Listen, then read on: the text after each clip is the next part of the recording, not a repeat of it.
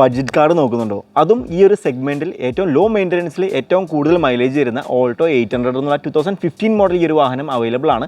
Price ഉദ്ദേശിക്കുന്നത് 2,35,000 രൂപ. അതിൽ തന്നെ നിങ്ങൾക്ക് മാക്സിമം ലോൺ അവൈലബിൾ ആണ്, അതും ബാങ്ക് ലോൺ. അപ്പോൾ ഈ ഒരു വെഹിക്കിളിൻ്റെ കൂടുതൽ ഡീറ്റെയിൽസ് നമുക്ക് ഈ വീഡിയോ ഗൈസ്. അപ്പോൾ നമ്മൾ ഇന്ന് വന്നിരിക്കുന്നത് ഓൾട്ടോ 800 2015 മോഡൽ ഷോറൂം കണ്ടീഷൻ വണ്ടി കേട്ടോ. എന്ന് വെച്ചിട്ടുണ്ടെങ്കിൽ അത്രയും ക്ലോസ് അപ്പ് വ്യൂവിലാണ് നമ്മൾ വീഡിയോ എടുക്കുന്നത്. അപ്പോൾ എല്ലാ വീഡിയോസും എടുക്കുന്ന പോലെ തന്നെ സെയിം തന്നെയാണ്. അപ്പോൾ ഓരോ വീഡിയോസിലും ഇത് എടുത്ത് പറയാനുള്ള കാരണം റിപ്പീറ്റേഷൻ വരുന്നതെന്ന് പറഞ്ഞിട്ട് കുറച്ച് മെസ്സേജസൊക്കെ നമുക്ക് വന്നായിരുന്നു. അപ്പോൾ അതുകൊണ്ട് നമ്മൾ ഓരോ ഭാഗങ്ങളും എടുത്തെടുത്ത് കാണിക്കുമ്പോൾ പറയുന്ന വേർഡ്സ് എല്ലാം സെയിം ആയിരിക്കും. അപ്പോൾ ക്ലോസ് അപ്പ് വ്യൂവിലെ എല്ലാ ഭാഗങ്ങളും നല്ല നീറ്റായിട്ട് മെയിൻറ്റെയിൻ ചെയ്തിട്ടുണ്ട്. അത് ഓൾട്ടോ 800 ആയതുകൊണ്ട് തന്നെ ബോഡി ഷേപ്പിൽ കാര്യങ്ങളൊക്കെ നമ്മൾ വളരെ ക്ലോസ് അപ്പ് വ്യൂവിൽ നോക്കുകയാണെങ്കിൽ പോലും യാതൊരു വിധത്തിലുള്ള ഡാമേജോ ഡെൻറ്റുകളോ ഇല്ല. നമ്മൾ ഈ ഒരു കോർണർ വ്യൂ കാണിക്കാനുള്ള കാരണം ഈ ഒരു കോർണർ വ്യൂവിൽ കാണുമ്പോൾ നമുക്ക് ഈ ഒരു സൈഡ് ഫുള്ളായിട്ട് കാണാൻ പറ്റും. അപ്പോൾ യാതൊരു വിധത്തിലുള്ള ഡെൻറ്റുകളോ ഫ്ലീറ്റ്സോ ഈ വാഹനത്തിനില്ല.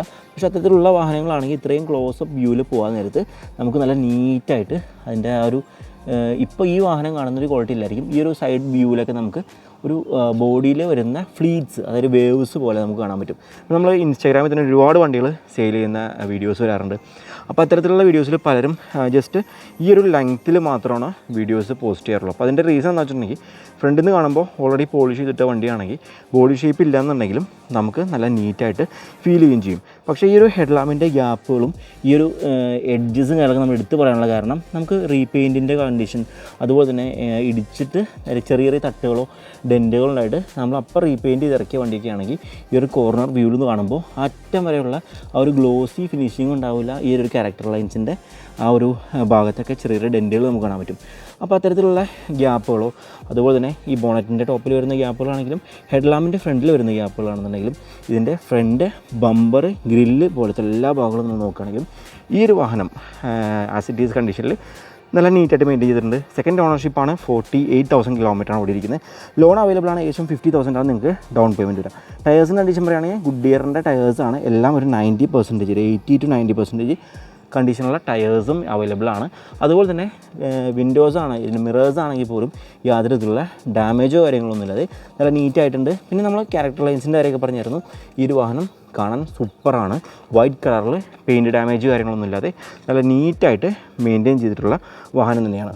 അപ്പോൾ ഇതിൻ്റെ ഈ ഒരു ഭാഗത്തുള്ള എഡ്ജസും കോർണേഴ്സൊക്കെ നോക്കുകയാണെന്നുണ്ടെങ്കിലും നല്ല നീറ്റാണ്. യാതൊരു വിധത്തിലുള്ള ഡെൻറ്റോ റസ്റ്റോ അതുപോലെ തന്നെ കാര്യമായിട്ടുള്ള മൈനറായിട്ടുള്ള സ്ക്രാച്ചസ് പോലും നമുക്കൊരു എഡ്ജിന്നും കാണാൻ പറ്റില്ല.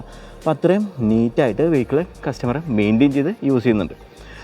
അപ്പോൾ ഓവറോൾ നമ്മൾ കവർ ചെയ്ത് കഴിഞ്ഞു. ഇനി ഓൾട്ടോ ആയതുകൊണ്ട് തന്നെ ഓൾട്ടോ ഈ ഒരു ബോഡി ചെറിയ വാഹനങ്ങൾ നോക്കുമ്പോൾ ഇതിൻ്റെ റൂഫ് നമ്മൾ കൃത്യമായിട്ട് നോക്കുന്നത് നന്നായിരിക്കും. കാരണം ചെറിയ ഡെൻറ്റ് ഉണ്ടെങ്കിൽ ഈ ഒരു ഭാഗത്തൊക്കെ ഡെൻറ്റ് കാണാറുണ്ട്. അപ്പോൾ ഇത്തരത്തിലുള്ള ഡെൻറ്റുകളൊന്നും 4 കോർണർ വ്യൂവിൽ നോക്കുമ്പോഴും ഈ ഒരു വാഹനത്തിനില്ല. അതുപോലെ തന്നെ ഇതിൻ്റെ വെതർ സ്ട്രിപ്പിൻ്റെ കണ്ടീഷനാണെങ്കിലും ഡോർ ഹാൻഡിൽസ് ആണെങ്കിലും എല്ലാം തന്നെ നല്ല നീറ്റായിട്ട് കസ്റ്റമർ മെയിൻറ്റെയിൻ ചെയ്തിട്ടുണ്ട്. അപ്പോൾ ഫ്രണ്ടിലെ ടയേഴ്സിൻ്റെ കണ്ടീഷൻ പറയുകയാണെങ്കിൽ ഈ സൈഡിലേക്ക് വരുമ്പോൾ ടയർ ഏകദേശം ഒരു 60% കണ്ടീഷനുള്ള ടയറും റിയറിലുള്ള 2 ടയേഴ്സ് ഏകദേശം 40% കണ്ടീഷനുള്ള ടയറുമാണ്. ജസ്റ്റ് ബൈ ആൻഡ് യൂസ് എന്നുള്ള രീതിയിൽ നമുക്ക് യൂസ് ചെയ്യാം. യാതൊരു വിധത്തിലുള്ള മെയിൻ്റനൻസും ചെയ്യേണ്ട ആവശ്യമില്ല. മാത്രമല്ല ഓയിലിൻ്റെ കണ്ടീഷനും എല്ലാം തന്നെ ന്യൂ ആണ്. അതുപോലെ ഫുള്ളി കമ്പനി സർവീസിൽ മെയിൻറ്റെയിൻ ചെയ്തിട്ടുള്ള വെഹിക്കിളാണ്. ഹിസ്റ്ററി അവൈലബിൾ ആണ്. അതുപോലെ ഈ ഡോറിൻ്റെ ഭാഗങ്ങളാണെന്നുണ്ടെങ്കിലും എല്ലാ ഭാഗങ്ങളും നമുക്ക് അണ്ടർ ബോഡിയൊക്കെ ചെക്ക് ചെയ്യുകയാണെങ്കിലും എല്ലാ ഭാഗങ്ങളും നല്ല നീറ്റായിട്ട് മെയിൻറ്റെയിൻ ചെയ്തിട്ടുണ്ട്. മാത്രമല്ല ഡാഷ്ബോർഡിലാണെങ്കിലും ഡോർ പാഡിലാണെങ്കിൽ പോലും യാതൊരു വിധത്തിലുള്ള സ്ക്രാച്ചസ് കാര്യങ്ങളൊന്നുമില്ല. സ്റ്റിയറിംഗ് വീൽസ് ആണെങ്കിലും ഇതിൻ്റെ സ്റ്റീരിയോ അതുപോലെ തന്നെ AC നോബ്സ്, ACയുടെ കണ്ടീഷൻ എല്ലാം വർക്കിംഗ് പെർഫെക്റ്റ് ആണ്. അതുപോലെ തന്നെ സീറ്റ് കവറും കാര്യങ്ങളൊന്നും യാതൊരു മുഷിലും ഇല്ലാതെ നല്ല നീറ്റായിട്ട് മെയിൻറ്റെയിൻ ചെയ്തിട്ടുണ്ട്. അപ്പോൾ ഓവറോൾ വെഹിക്കിളിൻ്റെ കണ്ടീഷൻ എന്നുള്ളത് ഇതാണ്. എല്ലാ ഭാഗങ്ങളും നമ്മൾ എല്ലാ വെഹിക്കിൾസിൻ്റെയും എടുത്തെടുത്ത് കാണിക്കാറുണ്ട്.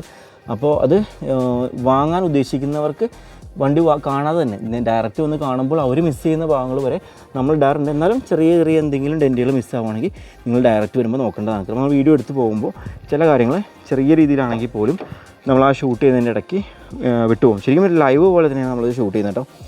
അപ്പോൾ ഇത്രയും കാര്യങ്ങൾ എല്ലാ വീഡിയോയിലും പറയണമെന്ന് വിചാരിക്കും, പക്ഷേ പറയാറില്ല. അപ്പോൾ അതുകൊണ്ട് ഈ വീഡിയോയിൽ പറഞ്ഞെന്നുള്ളൂ. അപ്പോൾ ഇതിൻ്റെ A പില്ലറും B പില്ലറിൻ്റെ ഭാഗങ്ങളും എല്ലാം തന്നെ നല്ല നീറ്റായിട്ട് മെയിൻറ്റെയിൻ ചെയ്തിട്ടുണ്ട്. മാത്രമല്ല റിയറിലെ സീറ്റിൻ്റെ കണ്ടീഷനാണെങ്കിലും ഓവറോൾ ഇതിൻ്റെ ഇൻറ്റീരിയർ ആണെങ്കിലും ഇതിൻ്റെ റൂഫിൻ്റെ കണ്ടീഷനാണെങ്കിലും ഇതിൻ്റെ ബാക്ക് C പില്ലറിൻ്റെ ഭാഗമാണെങ്കിലും ഇതിൻ്റെ ബാക്ക് റിയർ ബൂട്ട് ഡോർ ആണെങ്കിൽ പോലും നല്ല നീറ്റായിട്ടുണ്ട്. ശരിക്കും ഒരു നല്ല ഫ്രഷ്നെസ് ഉള്ളൊരു വാഹനം കാണുന്ന അതേ ഫീൽ തന്നെയാണ് ഈ ഒരു വാഹനം കാണുമ്പോൾ നിങ്ങൾക്ക് ഉണ്ടാവുക.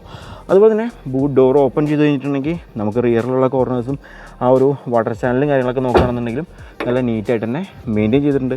യാതൊരു വിധത്തിലുള്ള ഇമ്പാക്ട്സോ മൈനറായിട്ടുള്ള ഡാമേജസോ കാര്യങ്ങളൊന്നും വെഹിക്കിളിൻ്റെ ഒരു ഭാഗത്തുനിന്നും ഇല്ല.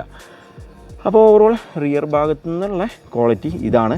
അതുപോലെ തന്നെ ബൂട്ട് ഫ്ലോർ നമ്മൾ നോക്കുകയാണെങ്കിൽ പ്രത്യേകം എടുത്ത് നോക്കാനുള്ള കാരണം ബൂട്ട് ഫ്ലോറിൽ വാട്ടർ ഡാമേജ് ആയിട്ട് ഈ ഒരു പെയിൻറ്റ് ഡാമേജ് ആവുക, അതുപോലെ സ്ക്രാച്ചസ് ഉണ്ടാവുക, ഈ ഒരു സ്പെയർ ടയറിൻ്റെ അടിഭാഗത്തുള്ള ഈ ഒരു എഡ്ജിലൊക്കെ റസ്റ്റിംഗ് ഉണ്ടാവുക, അതുപോലെ തന്നെ ഇതിൻ്റെ ഈ ഒരു ഭാഗത്തൊക്കെ ഡാമേജ് ഉണ്ട്, പെയിൻറ്റ് ഡാമേജ് ഉണ്ടാവുക.